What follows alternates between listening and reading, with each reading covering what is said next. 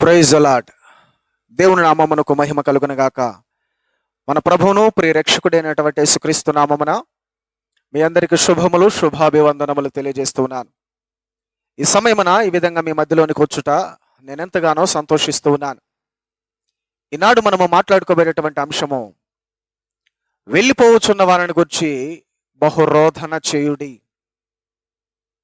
ఎవరు వెళ్ళిపోయేటువంటి వాడు, ఎందుకు బహురోధన చేయాలి అనేటువంటి విషయాన్ని దేవుని యొక్క లేఖన భాగం నుంచి జ్ఞాపకం చేసుకుందాం. రెండు పరిశుద్ధ లేఖన భాగంలోనికి నాతో పాటు ఇర్మియా గ్రంథం 22వ అధ్యాయము 10వ వచనాన్ని మనం చూసినట్లయితే, చనిపోయిన వాని గురించి ఏడవవద్దు, వానిని గురించి రోధనము చేయవద్దు, అంగలార్చవద్దు. వెళ్ళిపోవచ్చున్న వారిని గురించి బహు రోధనము చేయుడి. వడికనో తిరిగిరాడు, తన జన్మభూమిని చూడడు. అసలు ఇర్మియా గ్రంథాన్ని ఎవరు రచించారనగా ఇర్మియా ప్రవక్త. ఏ కాలంలో రచించాడనగా క్రీస్తుకు పూర్వం 586లో ఆ పైన. ఏ ప్రాంతము నుండి ఈ గ్రంథాన్ని రచించాడనగా పాలస్తీనా అనేటువంటి ప్రాంతము నుంచి గ్రంథాన్ని రచిస్తూ ఉన్నాడు. మరి ఇర్మియా అనేటువంటి మాటకు అర్థము యెహోవా స్థాపించువాడు అనేటువంటి అర్థం వస్తుంది.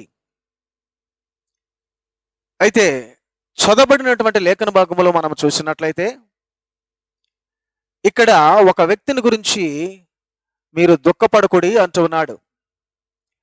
ఎవరిని గురించి దుఃఖపడకుడి అనేటువంటి విషయాన్ని మనం ఆలోచన చేస్తే, యోధా రాజు అయినటువంటి యోషాను గురించి దేవుడు చాలా స్పష్టంగా సెలవిస్తూ ఇర్మియా ద్వారా పలికిస్తున్నటువంటి మాట, మీరు చనిపోయిన వారిని గురించి ఏడవవద్దు, దుఃఖపడొద్దు అంటూ ఉన్నాడు. అనగా యోధా రాజు యోషియా దేవుని యందు భయభక్తులు కలిగినటువంటి వాడు, దేవుని అడుగుజాడలో నమ్మకముగా ఉండేటువంటి వాడు. యోధా రాజ్యాన్ని పరిపాలించినటువంటి రాజులందరిలో కల్లా యోషియా చాలా మంచి రాజుగా పేరు పొందినటువంటి వాడు.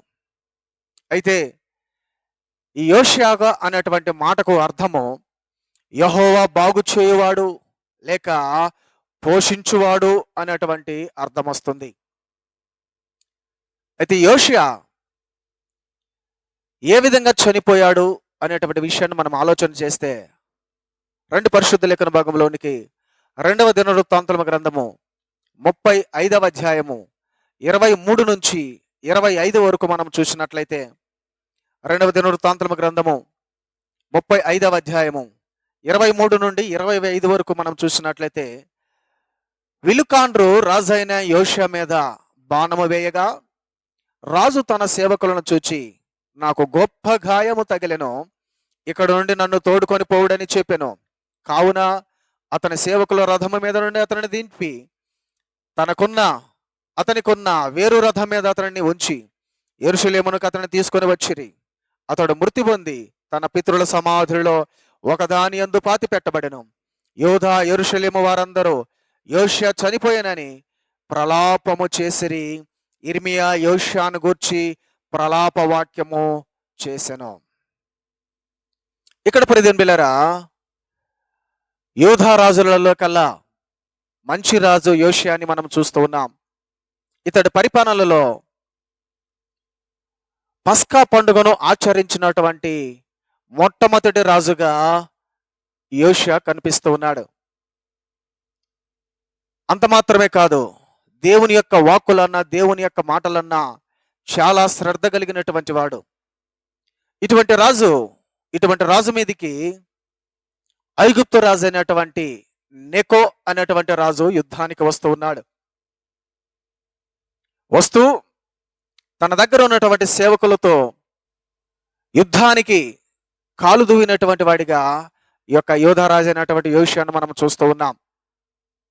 అయితే ఆ యుద్ధములో విలుకాండ్రు బాణము గురి చూసి ఆ గాయము ద్వారా అతడు మరణించిన రీతిగా చూస్తూ ఉన్నాం. అందుకు యోధారాజు అయినటువంటి యోషియా రాజు చనిపోయినటువంటి రీతిని తలంచుచు ఆ ప్రజలందరూ విలపిస్తున్నటువంటి వారిగా, రోదన చేస్తున్నటువంటి వారిగా, ఏడుస్తున్నటువంటి వారిగా చూస్తూ ఉన్నాం. కానీ దేవుడు ఇర్మియా ద్వారా పలికిస్తూ చెప్పుచున్నటువంటి మాట, చనిపోయిన వారిని గురించి మీరు ఏడవాల్సిన పని లేదు, దుఃఖించాల్సిన పని లేదు.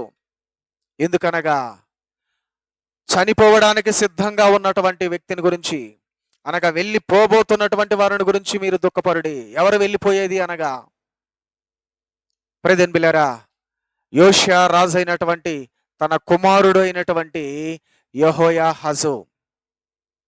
యెహోయాహాజు అనేటువంటి మాటకు అర్థము యెహోవా పట్టుకొనును అనేటువంటి అర్థం వస్తుంది. ఇతనిని ఐగుప్తు రాజు అయినటువంటి నెకో రాజు బంధించి, సంఖ్యలతో బంధించి, ఇదిగో తన రాజ్యానికి బానిసగా తీసుకుపోయిన రీతిగా చూస్తున్నాం. ఇతని పేరు, అసలు పేరు షల్లూము. షల్లూముకు మారు పేరే యెహోయాహాజు. ఇతడు యోధా రాజ్యాన్ని 3 నెలలు మాత్రమే పరిపాలించాడు. అయితే ఇతడు ప్రవర్తించిన ప్రవర్తనను బట్టి ఇతనికి శిక్షగా మరి బందీగా ఐగుప్తు దేశానికి వెళుతున్న రీతిగా చూస్తూ ఉన్నాం. ప్రెదెన్ బిల్లర్ జ్ఞాపకం చేసుకుందాం. అనగా బానిసగా వెళ్ళినటువంటి వాడు ఇక ఎప్పటికీ మరల యెరూషలేములో ప్రవేశించడు, తన జనాంగమును చూడడు. కాబట్టి చనిపోయిన వానికంటే వెళ్ళిపోబోతున్నటువంటి వారిని గురించి మీరు బహుగా రోదన చేయండి, ప్రలాపించి ఏడవండి అంటూ దేవుడు ఇర్మియా ద్వారా పలికిస్తున్న రీతిగా చూస్తూ ఉన్నాం. ప్రియ సహోదరి సహోదరుడా, జ్ఞాపకం చేసుకుందాం. ఈనాడు కూడా మనము ఎవరిని గురించి దుఃఖించాలనో సరైన అవగాహన లేని వారిగా బ్రతుకుతూ ఉన్నాం. నేటి క్రైస్తవులు కూడా మన బంధువులు చనిపోతే నిజముగా బాధ ఉంటుంది, దుఃఖం ఉంటుంది. అయినా రక్షించబడి దేవుని అడుగుజాల్లో నమ్మకముగా నడిచినటువంటి వారు చనిపోవటం వలన మనము దుఃఖించాల్సిన అవసరం లేదు. కానీ రక్షణ లేక, మారు మనసు లేక, బాప్తిజం లేక, ప్రభువు వల్ల అనుభవం లేక, వాక్యం అంటే భయము భక్తి లేక పెరుగుతూ తిరుగుతూ ఉన్నటువంటి వారి నిమిత్తమై వారు మరణించి నరకానికి పోతారు. కాబట్టి మరణించి యుగ యుగాలు అగ్నిగుండములు కాలిపోతారు. కాబట్టి వారి నిమిత్తమై ఇదిగో నిలుచున్నటువంటి నీవు బహురోధన చేయాలి, బహుగా విలపించాలి. వారి ప్రవర్తన నిమిత్తమై, వారి బ్రతుకు నిమిత్తమై, వారి మారు మనసు నిమిత్తమై, వారి రక్షణ నిమిత్తమై బహురోధన చేసేటువంటి వారముగా మనము తెలుసుకోవాలి. ప్రియ సహోదరి సహోదరుడి, జ్ఞాపకం చేసుకుందాం. కాబట్టి నీవు, నేను, మనమందరము మరి ఎవరిని గురించి మనము ఇదిగో కన్నీరు కారుస్తున్నాం, దుఃఖిస్తున్నామో ఒక్కసారి ఆలోచన చేద్దాం. అందుకే యేసుక్రీస్తు ప్రభుల వారు కూడా యెరూషలేము స్త్రీలను చూసి, అమ్మలారా, మీరు నా కోసము ఏడవకుడి, మీకోసము, మీ పిల్లల కోసము దుఃఖించుడి, ఏడువడి అంటూ దేవుడు సెలవిచ్చాడు.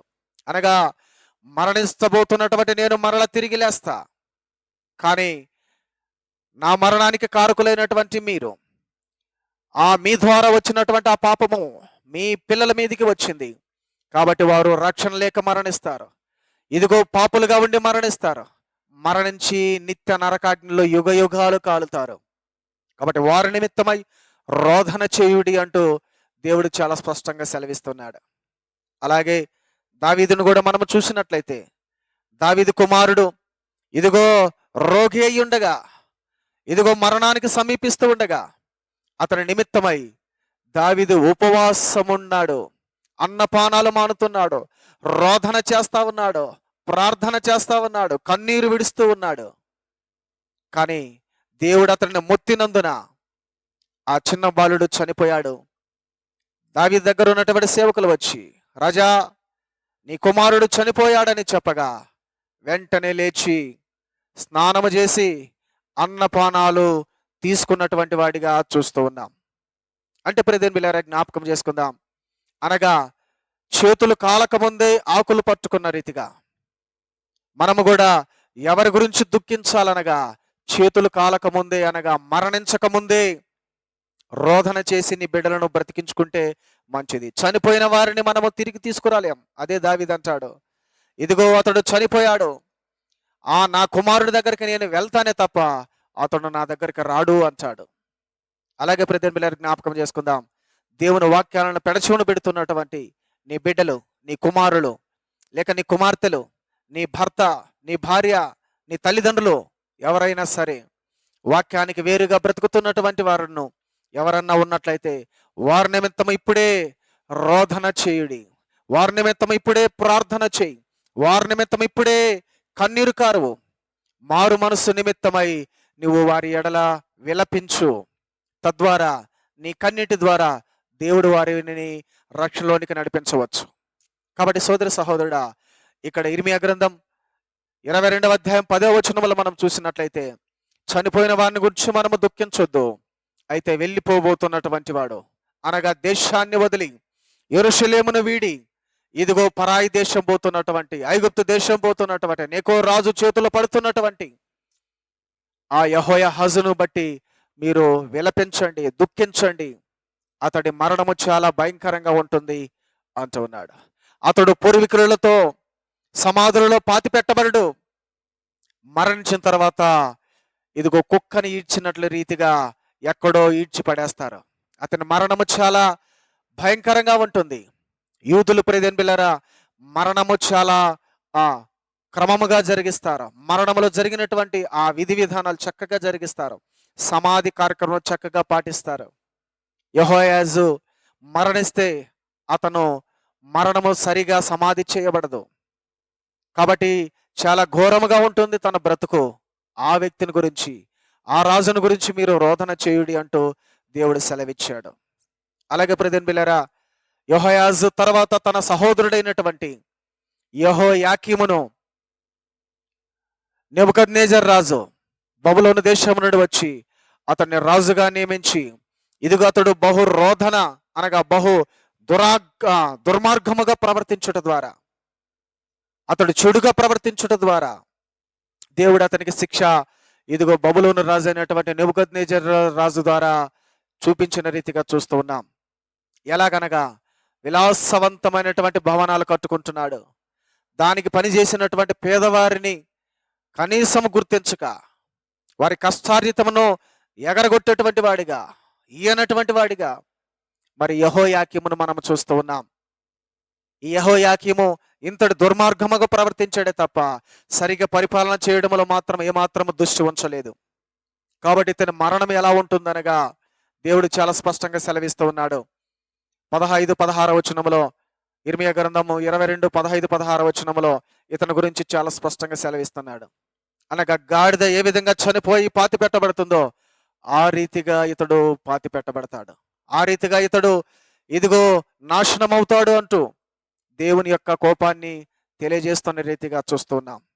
కాబట్టి దేవుడు నీకు చక్కని ఆయుష్ను, ఆరోగ్యాన్ని ఇచ్చి ఒక ఉన్నత పొజిషన్ ఇస్తే దాన్ని బట్టి దేవుని స్తుతించాల్సింది పోయి పేదలకు అన్యాయం చేసేటువంటి బ్రతుకులో ఇంకా బ్రతుకుచున్నావేమో.